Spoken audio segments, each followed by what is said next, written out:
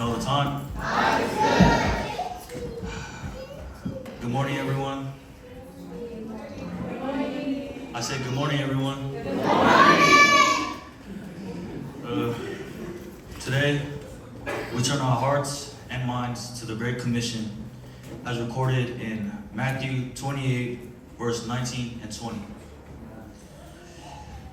These verses are a powerful call to action from Jesus to his disciples. And they resonate deeply with us as believers.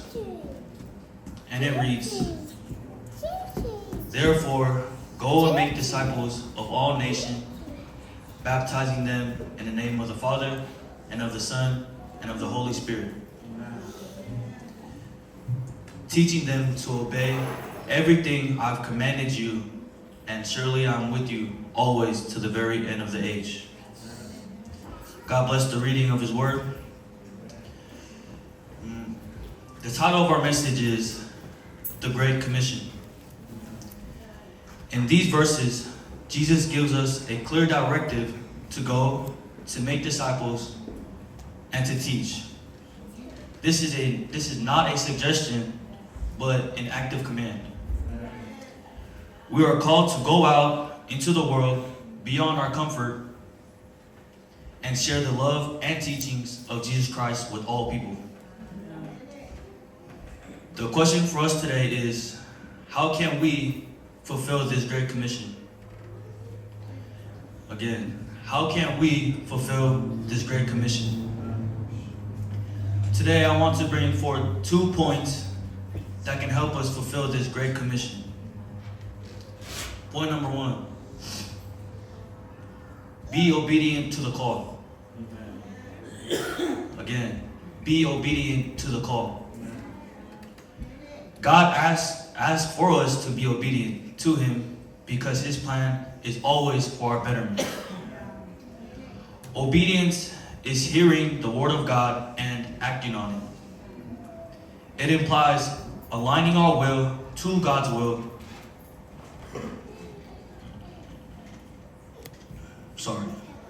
And without obedience, we fall short. Obedience is an act of worship as it demonstrates our love for God and it sets us apart. In John 14, verse 23 and 24, it says, "Anyone who loves me will obey my teaching. My Father will love them, and we will come to them and make our home with them. Anyone who does not love me will not obey my teachings. These words you hear are not my own. They belong to the Father who sent me." Jesus says this is his disciples because he knew what they would encounter. He knew the temptations and persecution they will face, and he knew the doubts they would feel. In response to what he knew, how would they feel, he begs them to obey and reminds them that if they truly trust him and love him, then they need to trust in the Lord to guide them. We can easily be distracted and confused by this world's definition of what's important. And it can cause us to question the voice of God. So we need to be rooted in the Word of God and pray. Amen? Young people, if we want to become courageous champions for Christ, we must remember that obedience to God is the cornerstone of our life. When he tells us to go and make disciples of all nations and share his gospel, it's not a suggestion, but a command.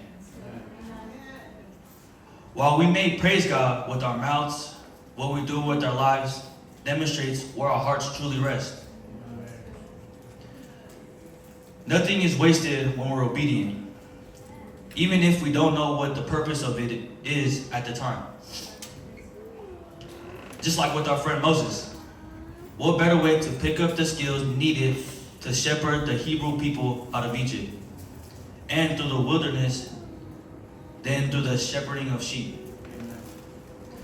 His lowly, humble life as a shepherd prepared for God's calling on his life 40 years later.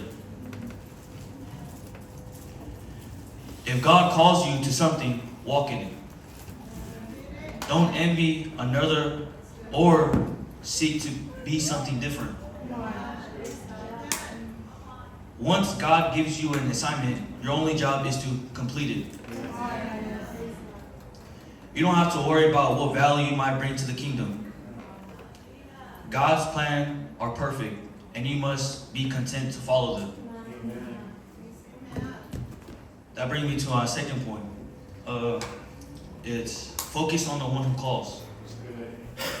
Focus on the one who calls. With distractions of life, we can find ourselves struggling to focus on God. But the world is desperate for us to live out our calling with humility, gentleness, boldness, and a servant's heart. Unless our focus is on Christ, our focus will be on something else. And what our focus is on will drive our actions. So keeping your focus on Christ, the Bible says in Isaiah 26, verse 3, and it reads, "You will keep in perfect peace those whose minds are steadfast because they trust in you." While there is pleasure involved in focusing on yourself, it doesn't compare to a long-lasting joy and peace that comes with focusing on God. Staying focused on God requires remaining in Him. Today I want to remind us that we are all disciples of Jesus. And as a disciple, I struggle in this period of time because growing up, I would always try to fit in with the world. And I would be so scared to bring up God in a regular conversation. Because I would be afraid of them disliking me or exclude me out the group. But God has showed me over time that I'm not living for them. I'm living for God. So I don't need their opinion. All I need to remember is that God will never leave me and that He loves me for who I am. And that He has called me to something greater, that is to be a disciple of Jesus Christ.